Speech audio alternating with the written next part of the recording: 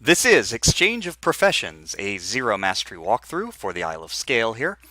I do not recommend actually doing what I'm about to do. It's very silly. I would just get some mastery and unlock like an assault rifle that you can smuggle into the map, like into the chapel or something.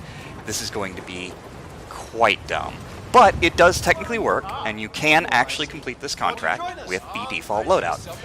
Now what we have to do is kill two guards that are on a long patrol loop throughout the main castle area with each other's guns, or with different types of guns from the one that each of them is using. You can actually bring your own and use the silenced assault rifle or silent shotgun, and that makes it easier. But generally you're going to need to use a loud gun to kill the other one. In our case, we're going to use a loud gun to kill both. So what we'll do is we'll start off just at the basic start point, we'll run up to the pipe, and we'll go ahead and shoot the evidence here. Cameras are not really an issue, but might as well get rid of them now so that they don't become a problem. Then we're going to come in and go through the barracks. Now, before we leave the barracks, we want to grab this assault rifle here, because there are not many assault rifles on the map, and this one is convenient. We can't knock anyone out, so we can't just steal an assault rifle from somebody. That would make things much easier, and, well, it can't be easy. So we're going to run all the way past those guards. Make sure that if you're uncomfortable with that, use a coin to distract them or something. We're going to come in here and head for the kitchen. Now, this is part of, well, I got into a crate here when I didn't mean to, but this is part of where I think this gets a little silly. I didn't use any coins here. You probably are going to want to, or be patient. What I did was I tried to cover pressed myself to avoid being spotted, but as you can see, people almost noticed me multiple times. Again, don't really recommend you do this. This is quite difficult. But, you know, a coin or something, or just waiting for them to kind of move around will make this a little simpler. There's not really a time crunch here. Come through the door, drop down here, and what we're going to do is we're going to stash the rifle in this waste bin here. And we're going to sneak through here, look to make sure that that guard is not either looking at you or patrolling towards you, and then come straight to this Arc Society disguise. And even though people are kind of looking at you, no one will actually catch you changing into this disguise, which now removes our trespassing problem for most of the rest of the map. There is a few areas where we'll be trespassing. So we'll also come grab the basement key. This area is where Zoe will lead you if you do the opportunity with the lie detector test, and so pretty much everything is going to be legal to the Arc Society disguise because she tells you to, you put it on.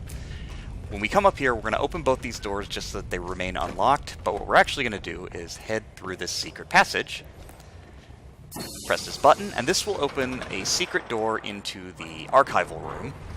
There are no NPCs around here, though someone will hear it and come to investigate, so just run up the stairs very quickly, and then watch for the patrolling raider guard. The guard that's at the door, the elite guard, he will never move, but this raider guard walks in a square, and he will be looking this direction once he comes over here.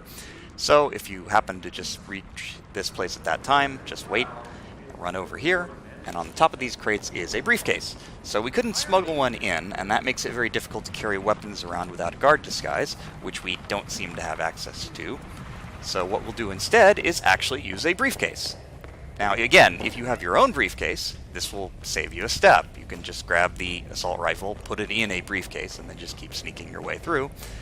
But in the event that you don't have one, and you want to do this with a default loadout for some reason, you have a briefcase there. There's another one up in the Constance office in the tower, but that's way too remote really to really be bothered with. So we'll put the assault rifle in the briefcase, and now we can walk around with it and no one will care. The briefcase itself will also be useful, so we will hold on to it and make use of it. For now, we're going to check where these guards are. It looks like they're kind of towards the end of their loop here, and that's good because that means they will soon be coming back to where we want them to go. We want to get through this door, but it's locked from this direction, and we're not technically allowed to go outside. But what we can do is sneak through the room here. But I'm going to go through the other door just in case, because for whatever reason, the guards don't seem to actually care if you walk into this trespassing room. They will actually get mad at you, though, if you try to walk outside through that door on the end of the hallway. So we're just barely getting here ahead of them. You may have to do some waiting if not. So what we'll do is get the assault rifle out, plant the briefcase here in the corner, and then we're going to hide in the crate. What's going to happen is the two guards walk with the shotgun holding guard ahead and the assault rifle holding guard behind. That means the first guard who will see the briefcase will be the guy holding a shotgun, who needs to be killed with an assault rifle, which conveniently we have. So he'll go over and see the briefcase. His friend will not, and will just continue on with his path. So we're going to go over here and close the door. And now, very quickly, you need to gun him down. Grab his body and throw him in this crate. Don't worry, people will respond to this, but you have time to do this. Now, take his disguise, grab the shotgun and the briefcase, either stash it or just whatever, and get out of here. You won't be immediately caught because you aren't trespassing anymore and you're in a guard disguise, so they don't care about the weapon, but get out of here as quickly as possible. If you're concerned, just grab the shotgun and hide it in the briefcase, hide in the crate, whatever you need to do to avoid attention. What I'm doing here is kind of an accident. I was going to try and lure the guard upstairs by shooting the ceiling, maybe get him into an area, but ultimately what happened was instead he went into kind of a lockdown panic.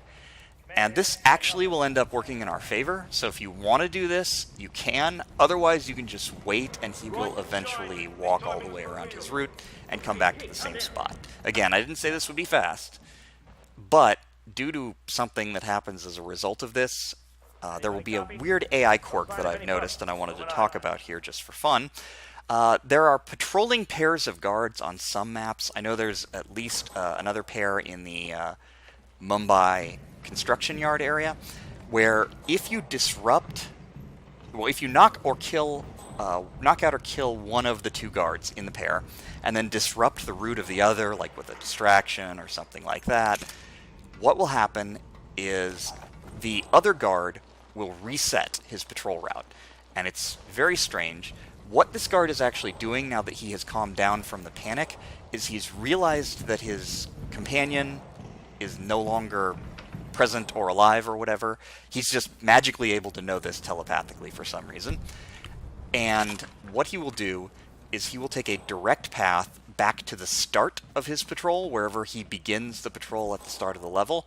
So he's coming back down the stairs, and instead of walking out this way, he's going to walk that way, because that's the shortest route to basically where his patrol route starts at the beginning of the map. Now, if you've played this before and you've picked a closer start point, you kind of know that those two guards that are the targets appear on this little area where the Arc Society members are, the kind of party area on the upper balcony.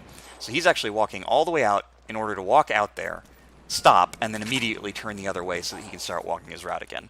This happens, for whatever reason, with paired patrolling guards who have longer loops, and I don't think this is particularly exploitable, although it does save us a little bit of time because he's not going to be walking quite as far, since this is kind of a spot where we're intercepting him close to the beginning of his route. But I thought it was interesting, and maybe someone will be able to exploit this behavior. It's also something to bear in mind if you're worried about a guard suddenly turning around and doing something weird because you've knocked his partner out. If you're getting caught doing that, there's a reason for it. It's some kind of weird AI quirk with paired guards. So be warned of it, but in this case it doesn't hurt us because we were able to just kind of stay out of his way. Now he's going to stop there, and then he's going to start walking towards the little alleyway where we killed his friend. And at this point, there will be a briefcase sitting there waiting for him, and he'll do the exact same thing that his friend did. This time, we will have to kill with a shotgun, but it's the exact same idea. We're going to kill him, dump him in the crate, and then get out of there. You can probably just kill him and run to the exit, but just to be on the safe side, I'm going to dump his body. After that, just go straight for the helicopter. In an elite guard disguise like we're in, no one is really an enforcer. The people who are almost spotting me are people responding to the actual shot. Everyone else doesn't care that we're present, and we can just walk up to the helicopter and leave. Again, don't really recommend this. It's much easier to just smuggle something into the chapel, like the TAC-4 SA suppressed sniper or suppressed assault rifle, or any suppressed assault rifle, or even a suppressed shotgun, and you just try and get the other target first. Whatever it takes. That's easier, but hey, it is actually possible, so Urben knows that now, I guess.